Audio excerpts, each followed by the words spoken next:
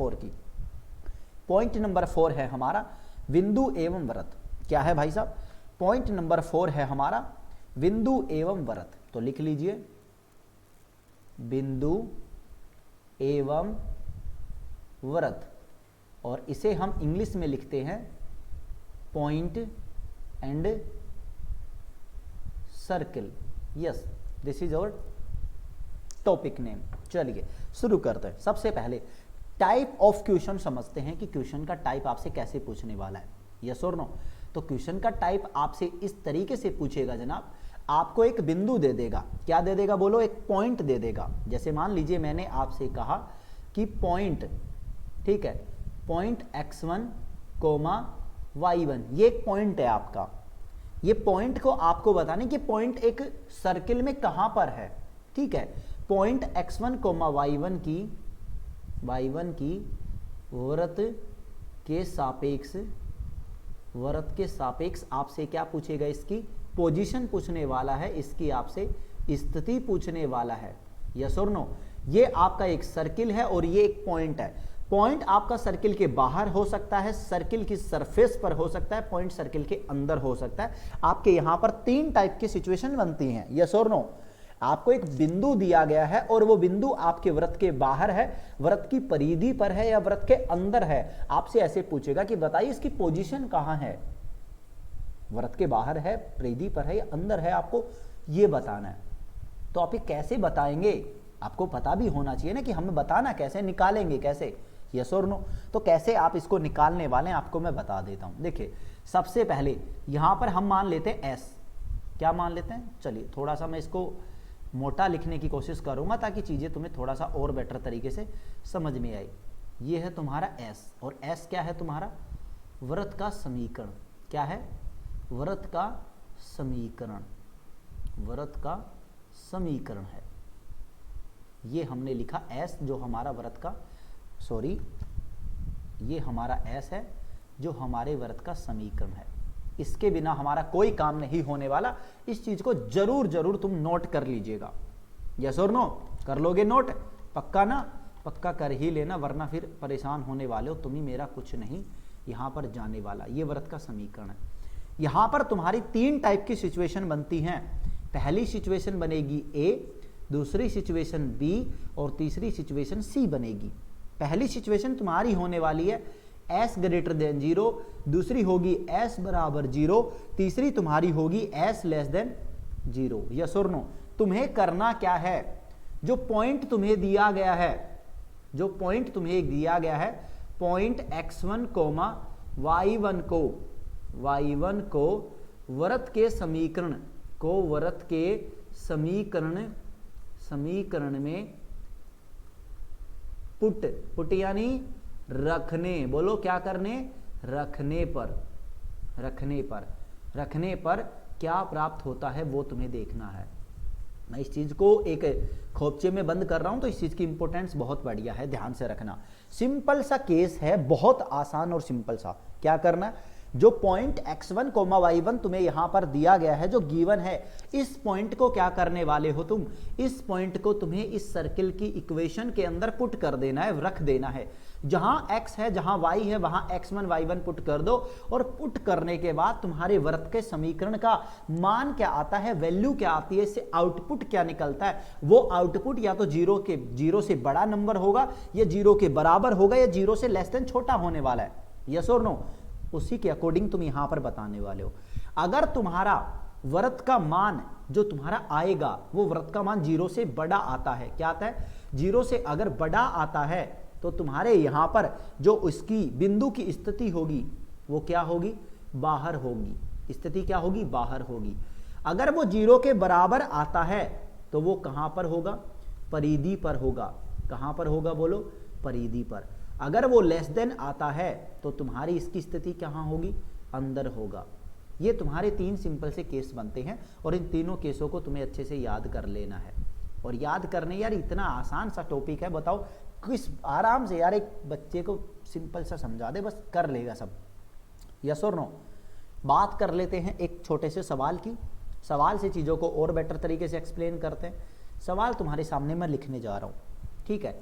समीकरण, ठीक है, समीकरण x square plus y square minus x plus y minus 1 बराबर 0, ये क्या है, वृत्त का समीकरण है। के सापेक्ष आपको बतानी है पॉइंट के सापेक्ष पॉइंट 0,0 एंड 1,1 की स्थिति, 0,0 एंड 1,1 की स्थिति क्या होगी, पोजीशन क्या होगी, आपको ये बताना है, यस और नो। तो बस मैं एक लाइन में तुम्हें यहां पर समझाऊंगा, ठीक है। अरे यार क्या लिखने जाता हूं और क्या लिखा जाता है बताओ, सॉल्यूशन लिखने जा रहा था, क्या ही लिखा जा रहा है, ठीक है। चलिए तो देखो मैं एक लाइन में समझा देता हूं। ये वृत्त का समीकरण है, इसमें जहां x है जहां y है वहां x वैल्यू में 0 0 वाला निकाल देता हूं। कौन सा 0 0 वाला मैं निकाल देता हूं, तो बाकी तुम समझ लेना, अपने आप कर लोगे तुम। 1 वाला 1 तुम निकाल लेना, टॉपिक तुम्हारा क्लियर हो जाएगा। तो 0 0 वाला मैं निकालता हूं, तो 0 0 पुट करते हैं, तो 0 का स्क्वायर 0, 0 का स्क्वायर 0, माइनस 0 प्लस 0, ठीक है, -1 बराबर 0, फाइनल वैल्यू आ गई -1, और ये वैल्यू क्या है, लेस देन 0, और लेस देन 0 का मतलब ये पॉइंट कहाँ है, वृत्त के अंदर है। खेल खत्म हो गया।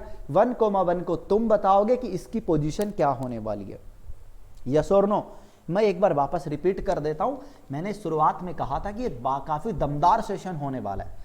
Point versus circle, point and circle की हम बात कर रहे हैं कि एक पॉइंट की पोजीशन हम कैसे पता लगाएंगे कि पॉइंट हमारे सर्किल में कहां सिचुएटेड है, वो पॉइंट हमारे सर्किल के बाहर या सर्किल की परिधि पर, सरफेस पर, या उसके अंदर सिचुएटेड है, या उसके अंदर उसकी पोजीशन है, यस और नो।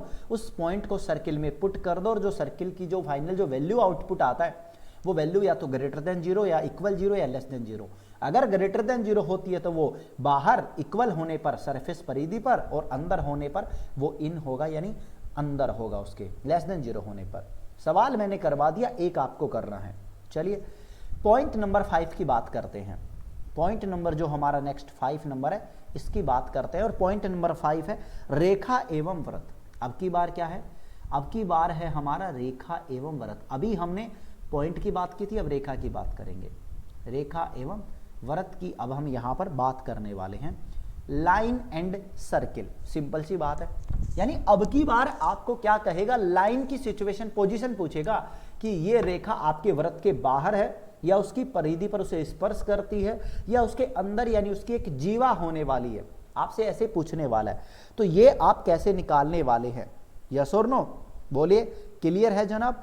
तो अब यहां पर देखिए सबसे पहली चीज, ठीक है, आपको यहां पर एक चीज का ध्यान रखना होगा सबसे खास तौर पर, और वो क्या ध्यान रखना होगा, देखो आपको यहां पर रेखा पर, ठीक है, कहां पर, वृत्त के केंद्र से, वृत्त के केंद्र से, वृत्त के केंद्र से, वृत्त के केंद्र से रेखा पर, रेखा पर डाला गया लंब, डाला गया लंब क्या होगा, P, ठीक है, डाला गया लंब P तथा वृत्त की त्रिज्या स्मॉल a है तब,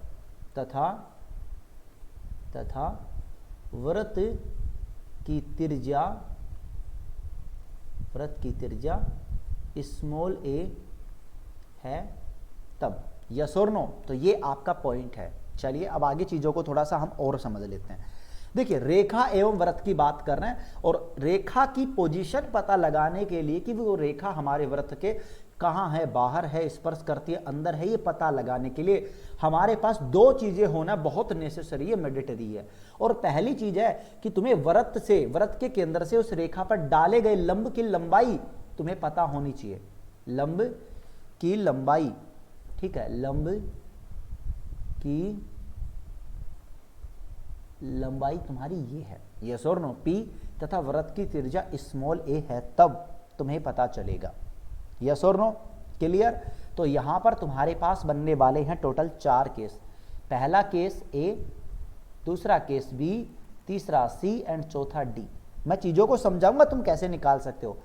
पहला बनेगा P ग्रेटर देन A, दूसरा तुम्हारा बनने वाला है P इक्वल A, कि तुम्हारी जो लंबाई है वो या तो त्रिज्या से ज्यादा होगी या त्रिज्या के बराबर होगी, या तुम्हारी त्रिज्या से छोटी होगी, यस और नो, या तुम्हारी उसकी लंबाई क्या होने वाली है, 0 होने वाली है। ये 4 सिचुएशन बनती हैं।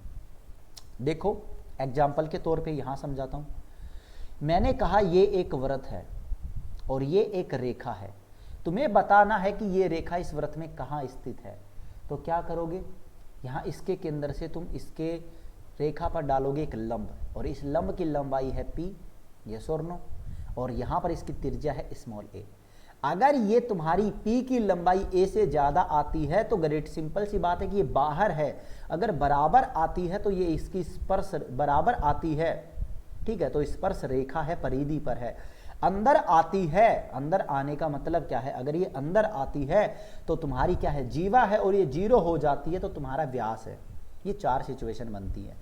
अब तुम कहोगे कि सर ये निकालेंगे कैसे, क्या निकालेंगे, हम ये डाले गए लंब की लंबाई कैसे निकालेंगे, ठीक है, डाले गए लंब की लंबाई कैसे निकालोगे, अगर तुम ये पूछते हो तो देखो, जैसे मान के चलो ax1 plus by1 plus c बराबर 0 तुम्हारा क्या है, रेखा का समीकरण है। मैं यहां पर समझा रहा हूं, चीजों को समझ लेना।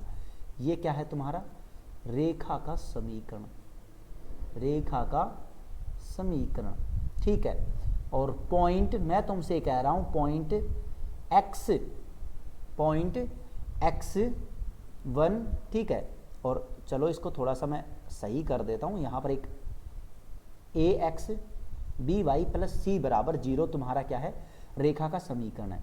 तो पॉइंट x1 कोमा y1 से रेखा पर डाले गए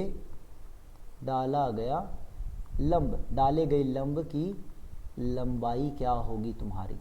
हमने माना p होगा, तो p बराबर होगा मोड क्या होगा, p बराबर मोड, और मोड के अंदर तुम्हारा यहां पर आने वाला है, इसमें जहां x और y है वहां पर ये वैल्यू, पॉइंट की वैल्यू पुट कर दो, तो ax1 plus by1 plus c बटा, अब इसके अंदर इसकी वैल्यू निकाल लो, a square plus b square, ठीक है। और ये इसकी जो वैल्यू होने वाली है, ये वैल्यू तुम्हारी किसकी होगी, लंब की लंबाई आएगी।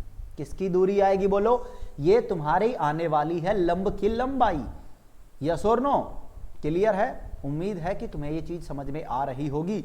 और मैं फिर भी तुम्हें एक बार कहूंगा, ये जो फॉर्मूला है, ठीक है, ये जो फॉर्मूला है तुम्हारा, इस फॉर्मूले को एक बार कंफर्म और कर लेना। क्या कर लेना, कंफर्म कर लेना। कंफर्म कहां से करोगे, जो स्ट्रेट लाइन वाला चैप्टर है ना, स्ट्रेट लाइन वाले चैप्टर से इस फॉर्मूले को कंफर्म कर लेना, वरना मेरे भाई दिक्कत भी हो सकती है। यस और नो, कर लेंगे ना कंफर्म। उम्मीद है मुझे तुमसे पूरी की पूरी कि हाँ भाई तुम इतने तो वो नहीं हो कि तुम एक बार कंफर्म जरूर कर लोगे। तो चलिए तब तक मैं इस चीज को यहाँ पर इस साइड में थोड़ा सा समझा देता हूं तुम्हें, इस चीज को समझ लो तब तक। अगर तुम्हारी लंब की लंबाई त्रिज्या से क्या आती है बोलो, ज्यादा आती है, यदि आपके लंब की लंबाई त्रिज्या से ज्यादा आती है तो आपकी जो रेखा है वो वृत्त से क्या होगी, बाहर होगी। कहां होगी, बाहर होगी। अगर उसके बराबर आती है तो उसके बराबर आने का मतलब क्या है, वो उसकी स्पर्श रेखा है, उसकी क्या है, स्पर्श रेखा है। अगर वो उसके अंदर आती है तो वो क्या है, उसकी जीवा है। अगर वो 0 हो जाती है तो वो क्या है, उसका व्यास है या सबसे बड़ी जीवा, व्यास या सबसे बड़ी जीवा बोल सकते हो, क्योंकि व्यास भी एक जीवा ही होती है। यस और नो। तो ये तुम्हारे यहां पर कुछ पॉइंट्स हैं, जिन पॉइंट्स को आगे आपको ध्यान रखना है। ओके एवरीवन, उम्मीद है आप सभी को ये पॉइंट अच्छे से समझ में आ गए होंगे, और नहीं आए हैं तो भी मेरे भाई समझ लो अच्छे से। एक बार और मैं तुम्हें दोबारा समझा देता हूं चीजों को, ठीक है जी। एक बार फिर मैं तुम्हें दोबारा चीजों को और बेटर तरीके से समझा देता हूं, और मुझे 1 सेकंड दो, मैं पानी पी लेता हूं। तब तक के लिए थोड़ा सा शांत बैठे रहना, चिल्लाना नहीं किसी को भी, भाग के नहीं जाने का किसी को भी, ठीक है जी।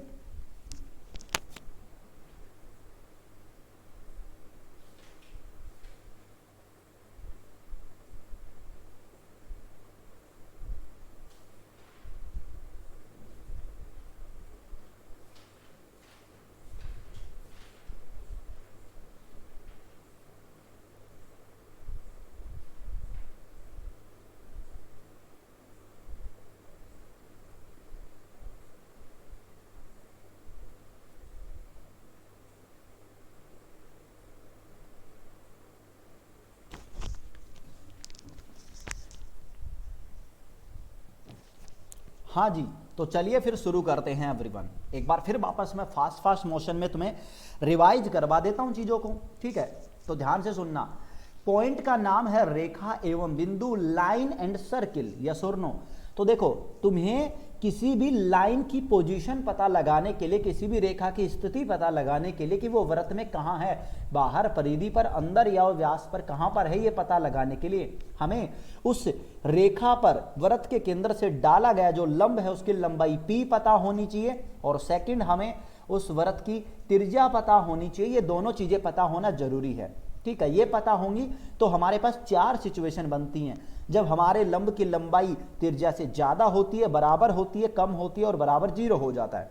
अगर ये ग्रेटर देन 0 होती है तो बाहर, इक्वल होने पर स्पर्श रेखा, लेस देन होने पर जीवा और बराबर 0 होने पर व्यास होती है। अब तुम कहोगे कि सर ये लंब की लंबाई कैसे निकालें? तो अगर तुम्हें त्रिज्या का रेखा का समीकरण दिया जाता है, ठीक है, और तुम्हें मान के चलो वृत्त का केंद्र नहीं पता, तुम्हें वृत्त का समीकरण दिया, तो वृत्त के समीकरण से वृत्त का केंद्र निकालो पहले तो, -g, -f।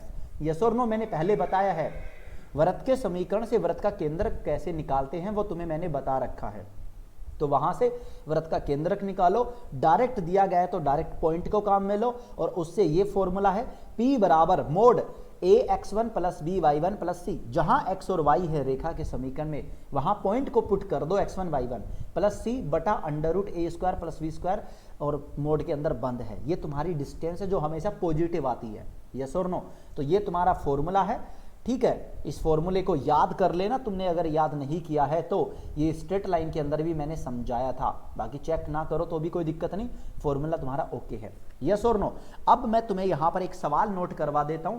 ये सवाल तुम सभी को बनाना है, क्योंकि मैं नहीं बनवाने वाला, तुम्हें खुद को ही ये सवाल बनाना पड़ेगा। सवाल तुम्हारे लिए लिखा गया है यहां पर, रेखा, सवाल को नोट करें, रेखा 3x + 4y + 4y 3x + 4y - 5 बराबर 0 की वृत्त x² + y² बराबर 16 के सापेक्ष स्थिति क्या होगी? के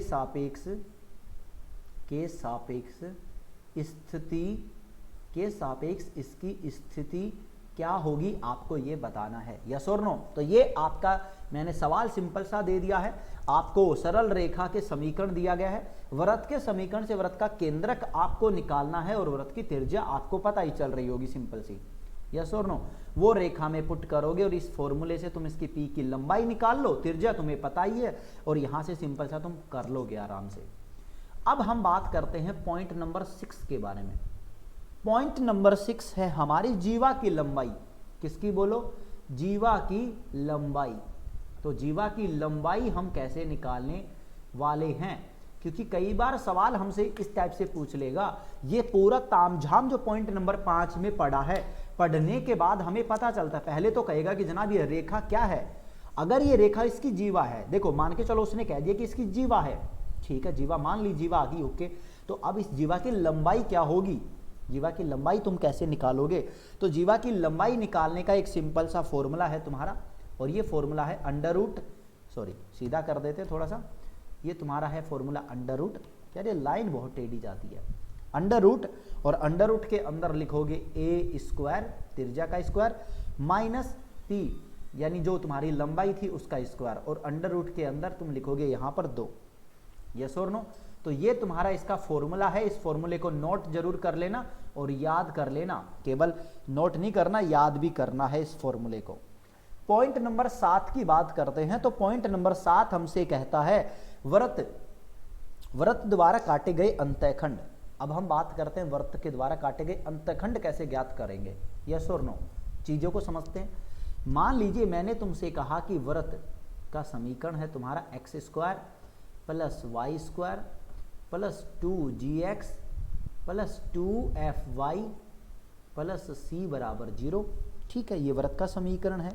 द्वारा काटे गए अंतःखंड, द्वारा काटे गए अंतःखंड हम कैसे ज्ञात करेंगे, ठीक है। चीजों को समझ लेते हैं। देखो सिंपल सी बात है, मान के चलो तुम्हारा x है, यस और नो, एक वृत्त आता है और ये वृत्त क्या करता है, तुम्हारे एक्स अक्ष को काट देता है, ठीक है, वाई अक्ष को काट देता है, कहीं पर भी काट सकता है, यस और नो। तो हम बात कर रहे हैं कि एक्स अक्ष को काटे गए अंतःखंड जो है, जितने टुकड़ों में इसको काटेगा वो टुकड़े हम कैसे पता लगाने वाले हैं। ओके, तो चीजों को थोड़ा सा समझते हैं। सिंपल से 2 पॉइंट है, दोनों पॉइंटों को आपको यहां पर समझते हुए चलना है। पॉइंट नंबर 1, एक्स अक्ष पर काटा गया अंतःखंड कैसे ज्ञात करेंगे। तो अक्ष पर काटा गया अंतःखंड, अक्ष पर काटा गया जो अंतःखंड है हमारा, इसकी लंबाई क्या होगी, अंतःखंड कितना होगा। अगर हम इसकी बात करें तो 2 अंडर रूट के अंदर जी स्क्वायर माइनस सी आ जाएगा, ठीक है जी। देखो थोड़ा सा तुम्हें दिखने में थोड़ा सा अजीबो लग सकता है, अजीबो गरीब लग सकता है, बट बहुत ही सिंपल है, ठीक है। क्या आएगा, बराबर अंडर रूट जी स्क्वायर माइनस सी, और ये अंडर रूट के अंदर 2 है, जैसे ऊपर वाले में लिखा हुआ है। वैसे ही दूसरा जो केस बनता है वो बनता है वाई अक्ष पर काटे गए अंतःखंड, वाई अक्ष पर काटा गया अंतःखंड, यस और नो। तो ये तुम्हारा जी एक्स का गुणांक था, ठीक है। अब तुम्हारा आ जाएगा under root 2f square minus C, ये तुम्हारे इसके फॉर्मूले आ गए। दोनों फॉर्मूले को याद कर लेना, और इनके लिए मैं तुम्हें यहाँ पर सवाल दे रहा हूँ, 2 छोटे छोटे सवाल दे रहा हूँ, दोनों सवालों को बना लेना, और जैसे सवाल बन जाएंगे टॉपिक यहाँ पर से तुम्हारा क्लियर हो जाएगा, यस और नो। तो चलिए पॉइंट नंबर 7 के लिए मैं तुम्हें सवाल नोट करवा रहा हूँ। यदि रेखा पहले पॉइंट नंबर 6 का सवाल, 2 सवाल दे रहा हूं, पहले पॉइंट नंबर 6 का, फिर पॉइंट नंबर 7 का। तो तुम्हारा सवाल है, यदि रेखा x माइनस वाई प्लस 1 बराबर 0, यदि रेखा x माइनस वाई प्लस 1 बराबर 0, वृत्त x square plus y square, x square plus y square minus 2x plus 4y plus 4y plus 4y plus 4 बराबर 0 की एक जीवा हो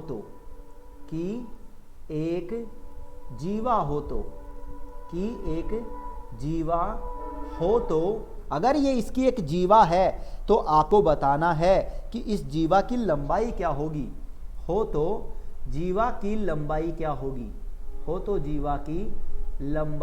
होगी, आपको ये यहां पर निकालना है, यस और नो। ये आपका पहला सवाल है। अब सवाल नंबर 2 आपसे कहता है वृत्त x square plus y square minus 6x plus 8y plus 10 बराबर 0, ये वृत्त का समीकरण है।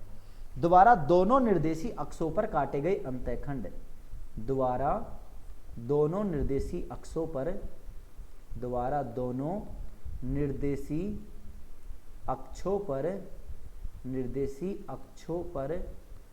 काटे गए अंतःखंड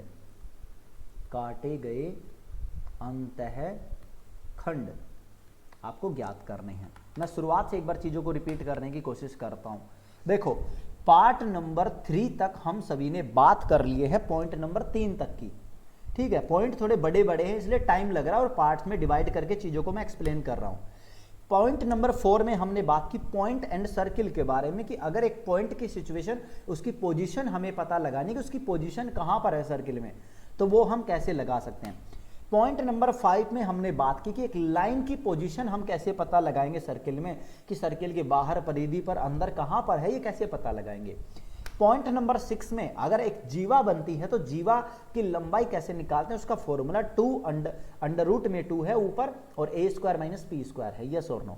इसका सवाल मैंने नीचे लिखा है कि एक रेखा दी गई है, रेखा का समीकरण और वृत्त का समीकरण, एक जीवा है तो जीवा की लंबाई। तो सबसे पहले क्या करोगे, रेखा का समीकरण तुम्हें दिया गया है सिंपल सा, वृत्त के समीकरण से क्या करोगे, पहले वृत्त का केंद्र निकालो और वृत्त के केंद्र से वृत्त की त्रिज्या निकालो, निकाल ली। निकालने के बाद वृत्त की त्रिज्या तुम्हारे पास एक ही वैल्यू आ गई है, अब वृत्त का जो केंद्र है उस केंद्र से इस रेखा पर, जो रेखा की समीकरण है, इस पर डाल करके जीवा की जो तुम्हारा लंब की लंबाई है, उस लंब की लंबाई p की वैल्यू निकालो पिछले फॉर्मूले से और निकाल के इस फॉर्मूले में पुट कर दो, आंसर आ जाएगा। पॉइंट नंबर 7 में हमने पढ़ा कि वृत्त द्वारा अक्षों पर काटे गए अंतःखंड कैसे ज्ञात कर सकते हैं। ठीक है, द्वारा काटे गए जो अंत है हमारे जो खंड है वो हम कैसे पता लगा सकते हैं। तो अक्ष पर काटा गया अंतःखंड का फॉर्मूला और वाई अक्ष पर काटे गए अंतःखंड का फॉर्मूला मैंने लिखवा दिया। सवाल तुम्हारे सामने है, सवालों को खत्म कर लो, पॉइंट तुम्हारा क्लियर हो जाएगा। यस और नो। हम बात करते हैं पॉइंट नंबर 8 के बारे में कि पॉइंट नंबर 8 क्या कहता है। देखो ये हमारा सेकंड लास्ट पार्ट होगा, इसके बाद में पार्ट नंबर 4 और आपको देखने को मिलेगा जिसमें हम कुछ चीजों की और डीपली बात करेंगे और उसके बाद चैप्टर को हम खत्म कर देंगे। यस और नो। पॉइंट नंबर 8 है हमारा स्पर्श प्रतिबंध। क्या है? स्पर्श प्रतिबंध। ये क्या बला है, इसकी भी बात करते हैं, नोट कर लीजिए सबसे पहले कॉपी में। स्पर्श प्रतिबंध, इसको हम कहते हैं condition of tangency. Condition of tangency यानी सिंपल सी बात है कि हमारी देखो, अगर कोई रेखा है वो रेखा वृत्त के बाहर है तो ठीक है, वृत्त के बाहर है कोई दिक्कत नहीं। वो रेखा वृत्त की परिधि पर है, इसका मतलब है कि वो वृत्त की स्पर्श रेखा है। अगर वो वृत्त के अंदर है तो वो वृत्त की जीवा है। अगर वृत्त की जीवा है तो जीवा की लंबाई हमने पिछले पॉइंट नंबर 6 में देखी है।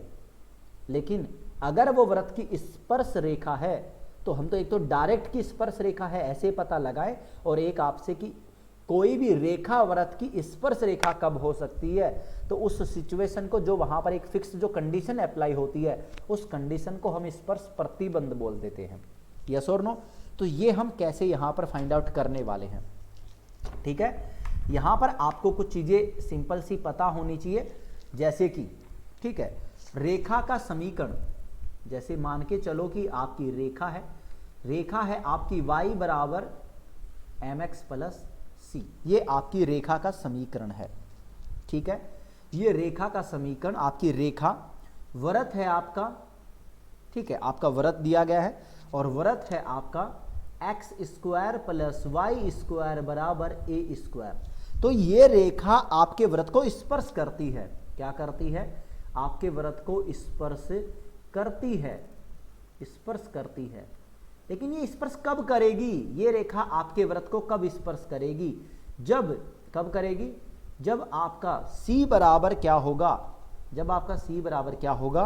अंडर रूट ए स्क्वायर प्लस ए स्क्वायर एम। यस और नो।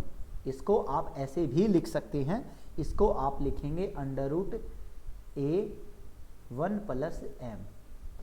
यस और नो, आप इसको ये भी लिख सकते हैं।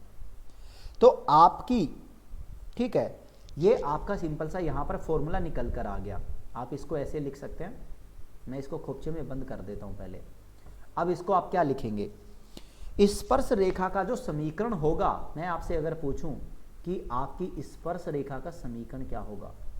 स्पर्श रेखा का समीकरण क्या होगा? रेखा का समीकरण क्या है बोलो? y बराबर mx। बट यहां पर c नहीं होना चाहिए। यहां पर क्या नहीं होना चाहिए? c नहीं होना चाहिए। c तो क्या है? c तो हमारी रेखा का समीकरण में है। स्पर्श रेखा अगर उसे बनाना है तो स्पर्श रेखा बनाने के लिए ये होना जरूरी है। c बराबर प्लस माइनस आएगा a के साथ, अंडर रूट 1 प्लस एम होना चाहिए। यस और नो। अगर ये होगा तभी तुम्हारी वो स्पर्श रेखा होगी या वो हो सकती है। तो तुम इसको ऐसे लिख सकते हो, a को मैंने बाहर ले लिया, अंडर रूट 1 प्लस एम लिख सकते हो, और इसको चाहो तो प्लस माइनस ए भी यहाँ पर नोट कर सकते हो। तो मैंने यहाँ पर लिखा plus minus A under root 1 plus M. ये आपकी स्पर्श रेखा का क्या हो गया? समीकरण हो गया। तो इसको नोट कर लो, यही आपकी स्पर्श रेखा का क्या है? प्रतिबंध है। सिंपल सी बात है। यस और नो। एक बार फिर रिपीट कर देता हूं, कहीं तुम्हारी तोते ना उड़ गए हो, मुझे इस चीज का बहुत डर लगता है। भाई देखो, कोई भी रेखा हमारे वृत्त की स्पर्श रेखा कब होगी, ये तब होगी जब c बराबर plus minus a under root 1 plus m होगा। इसका मतलब क्या है, देखो रेखा का समीकरण y बराबर mx प्लस c होता है, यस और नो होता है। वृत्त ये ढाल रूप में समीकरण है, ठीक है, ये हमारा क्या है, वृत्त का समीकरण है। ये स्पर्श करेगी कब करेगी, जब c बराबर हमारा ये आएगा, ठीक है। इसको पुट कर दिया तो ये आ गया। अब सवाल की बारी, सवाल यहां पर दिया गया है तुम्हें, वृत्त, सवाल तुम देखना, सवाल को करना भी है। वृत्त x square plus y square बराबर 25 की रेखा x माइनस वाई बराबर 2 के समांतर स्पर्श रेखा का समीकरण क्या होगा। x माइनस वाई बराबर 2 के समांतर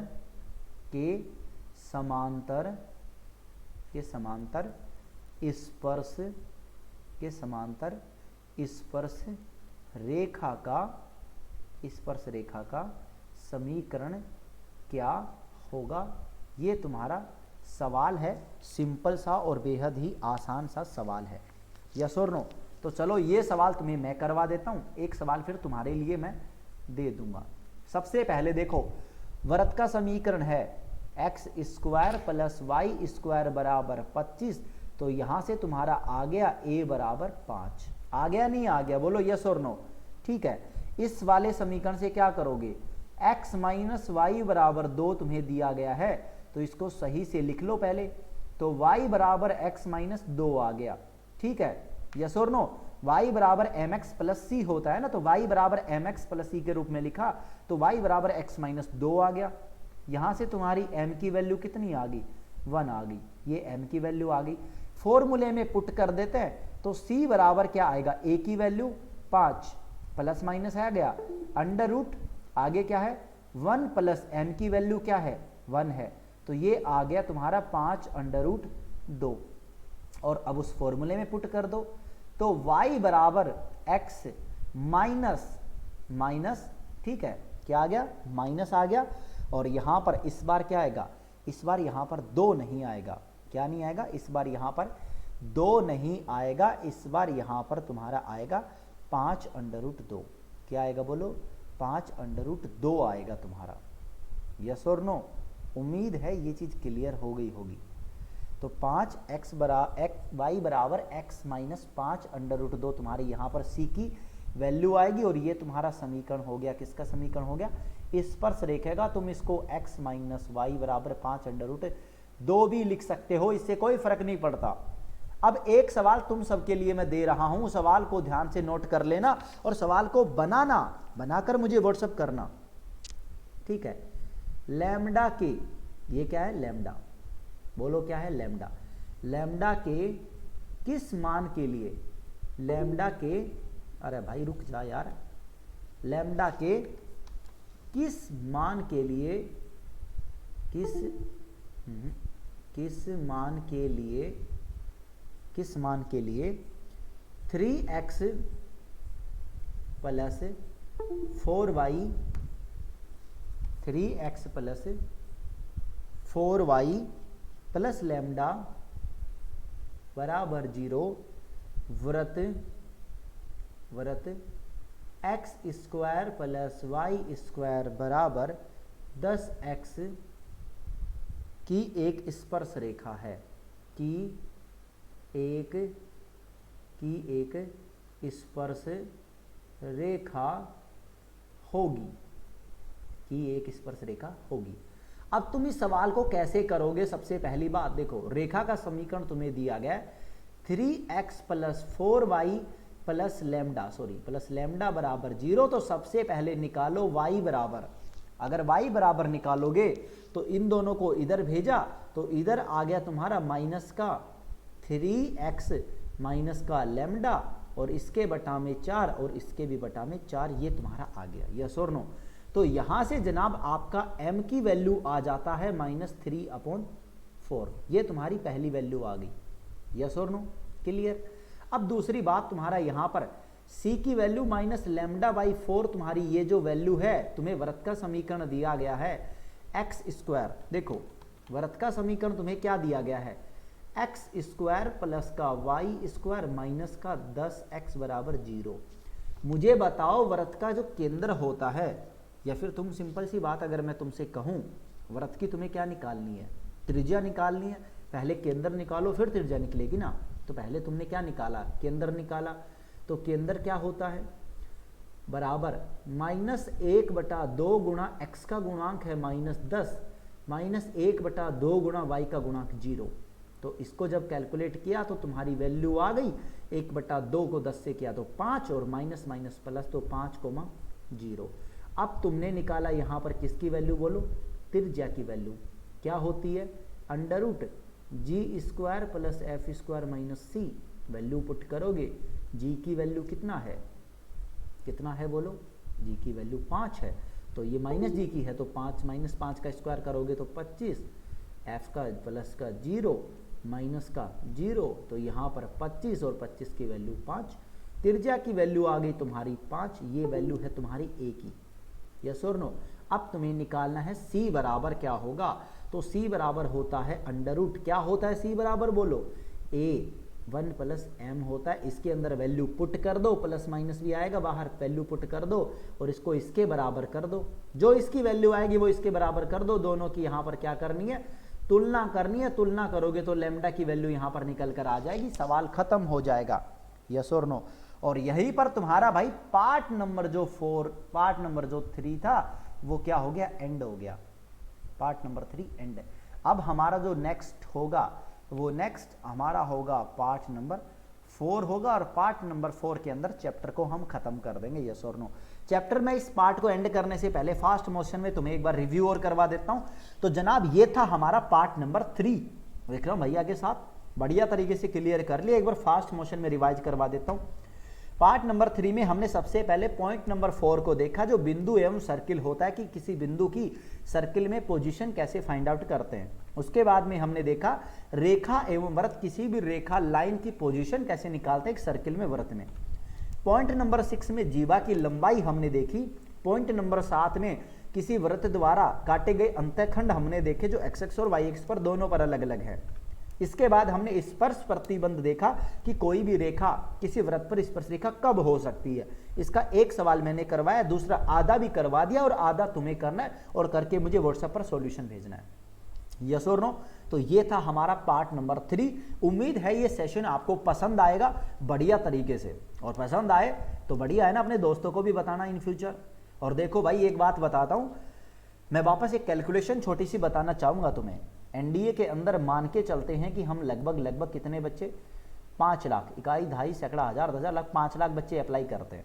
यस और नो। और 5 लाख बच्चों में से सिलेक्शन कितने का होता है, देखो अगर 5 लाख बच्चे अप्लाई करते हैं तो 5 लाख में सिलेक्शन होता है 8,000 का। अगर मैं बात करें 100 बच्चे करते हैं तो 100 बच्चों में कितने का सिलेक्शन होगा। यस और नो। जब इस कैलकुलेशन को हम यहाँ पर करते हैं तो ये हो गया 8 लाख, ठीक है, बटे 5 लाख, तो 5 0 से 5 0, तो ये हो गया 8/5। कैलकुलेट करोगे तो यहाँ पर आ जाएगा 1.6, यानी लगभग 1 से 2 बच्चे तुम मान सकते हो। यस और नो। यानी तुम्हारे 100 बच्चों में से एनडीए को केवल 1 या 2 बच्चा क्या करेगा, क्वालिफाई करेगा। ये बात समझ के रखना मेरी बात को, 1 या 2 बच्चा ही क्वालिफाई करता है 100 बच्चों में से। तो मेरे भाई सबका तो सिलेक्शन हो नहीं सकता, लेकिन अगर तुम चाहते हो कि तुम्हारा सिलेक्शन हो तो तुम मान के चलो कि तुम वही एक बच्चे हो जिसका सिलेक्शन होने वाला है। यस और नो। और मेहनत उसी हिसाब से करो। क्या करो, मेहनत उसी के अकॉर्डिंग करो मेरे भाई। अपने आप को 100 बच्चों में से एक बच्चा मान लो, और वो 100 में से एक बच्चा पता है कौन होता है, वो बच्चा वही होता है जो बहाने नहीं बनाता, जो बच्चा ये नहीं देखता कि क्या करवाया क्या नहीं करवाया, कैसे करवाया, फलाना ढिमका, ये है वो है, वो बंदा वो पढ़ रहा है, वो बंदा उससे कोर्स कर रहा है, वो बंदा उसका कोर्स खरीदा है, वो बंदा वो टीचर ये बोल रहा है, वो टीचर ऐसे पढ़ा रहा है, फलाना ढिमका। यार हजारे बहाने बातें करने से बेटर है पढ़ाई करो यार, सिलेक्शन होगा। ये बातें करने से सिलेक्शन नहीं होता, क्योंकि मैं देखता हूं तुम सारे के सारे व्हाट्सएप ग्रुप के अंदर फलाना फलाना बातें करते रहते हो। पर्सनल टॉक छोड़ो, पढ़ाई का वक्त है, पढ़ाई करो, वरना देखते रह जाओगे, लिस्ट में नाम भी नहीं मिलेगा। और देख लेना इस बैच में मैं जानता हूं किस किस का होगा किस किस का नहीं होगा। अगर तुम मेहनत करते हो तो तुम्हारा भी होगा, फालतू की बातें छोड़ो, पढ़ाई करने पे ध्यान दो। यस और नो? तो चलिए फिर मिलते हैं पार्ट नंबर 4 के अंदर। तब तक के लिए मेरी ओर से जय हिंद, जय भारत। लगे रहो और पार्ट नंबर 4 को भी फोड़ देना। ठीक है जी।